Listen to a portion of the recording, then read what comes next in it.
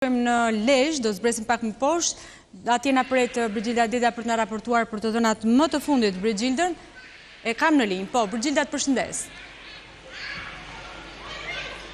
Po, përshëndetje Monika, aktualisht është duke bërë një pushim në KZA-n e Lezhës, ndërkaq në Kurbin ende nuk ka vijuar numërimi për votat e kandidatëve.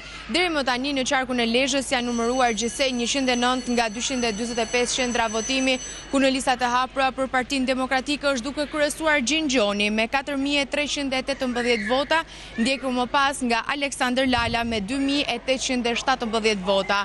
Ndërkaq për Partinë Socialiste duhet të themi që ka një rezultat të ngushtë mes Pranvera Skanës dhe Aurora Gjeloshit, ku kryeson Pranvera Skana me 3768 vota, ndërkaq ndiqet më pas nga Aurora Gjeloshi me 3296 vota. Do të presim nëse do të ketë ndryshime si për Partinë Demokratike apo ashtu edhe për Partinë Socialiste, pasi në Kurbin ende nuk ka vijuar numërimi për kandidatët, ndërkaq në Mirdit ka përfunduar mbrëmjen e djeshme.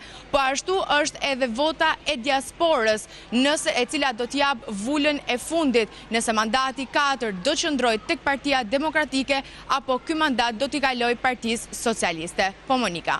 Qartë, Brigilda, të falenderoj.